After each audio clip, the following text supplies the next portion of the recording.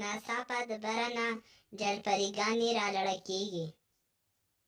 کاري زموږ په کلي کې د جلپریګانو باران شروع دی. یا الله ماله هم یو جلپري راکړه، زه به 50 روپۍ خیرات وکړم. چنګو خپل لاس سیده کوي چې د هغه په لاس کې یوه جلپري رالړه کېږي. زما د کیټ کولو لپاره مننه. زما نوم مرینا دی او ستا زما نوم چنګو دی. ته څومره ښکلی یې. منګو او پنګو ته هم یوه جلپري رالړه کېږي. درې واړه جلپر ډېر خوشحاله کېږي. درې واړه خپل جلپریګانې کورونو ته بوځي. بله ورځ ټول پارک کې میلاویږي او وایي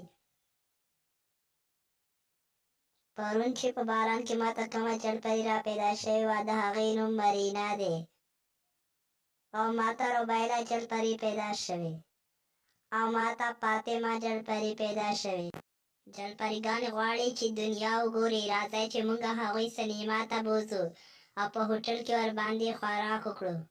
ملګرو څنګه به یې بوځو؟ د هغوی خو لکۍ دی. مرینا جلپري ویلي چې موږ ګرځېدلی هم شو. چنګو او منګو او پنګو سینما ته یې بوځي او د هغې نه بعد هوټل کې ورباندې خوراک کوي. درې واړه جلپریګانې ګرځوي. ټول ډېرې مزې کوي. ماښام شوی دی. ملګرو ماښام شوی دی. راځئ چې خپلو کورونو ته لاړ شو. سبا به بیا میلاویږو. چنګو د مرینا سره خپل کور طرف ته ځي. منګو او پنګو هم د خپلو کورونو طرف ته ځي.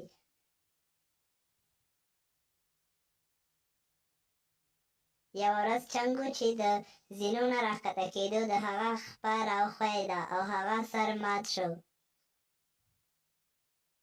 چنګو ته فکر مه کوه. په موږ جلپریګانو کې ډېر طاقت وي. که 3 ورځې سر په سر د چا سر مچ کړو نو د هغوی بیماري د صحیح کېږي. آیا د سر مچ کولو سره به زخم جوړېږي؟ او چنګو موږ سره د بیمارۍ جوړولو اجازه ده. مرینا جلپري 3 ورځې سر په سر د چنګو سر مچ کوي. په 3 ورځو کې دا خبره په ټول کلي کې خورېږي. چې د کلي والا ته دا خبره پته ولګېده نو د چنګو منګو کور مخو ته د خلکو لاینونه ولګېدل.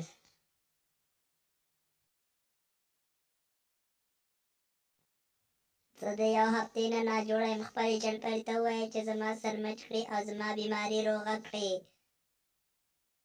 خیر دی.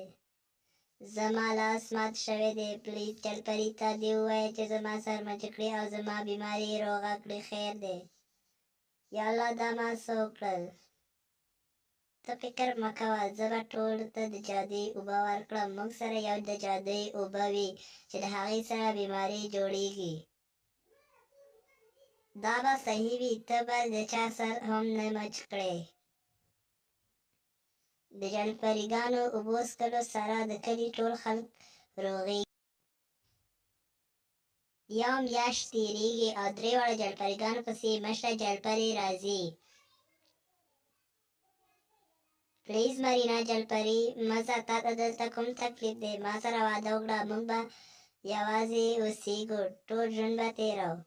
اوس هغه به زه ځم. زما مور او پلار په سمندر کې زما انتظار کوي. ته فکر مه کوه. زه به بیا ضرور راځم. نو سمندر ته تللو سره به ته ما هېر کړې او بیا به کله هم نه راځې.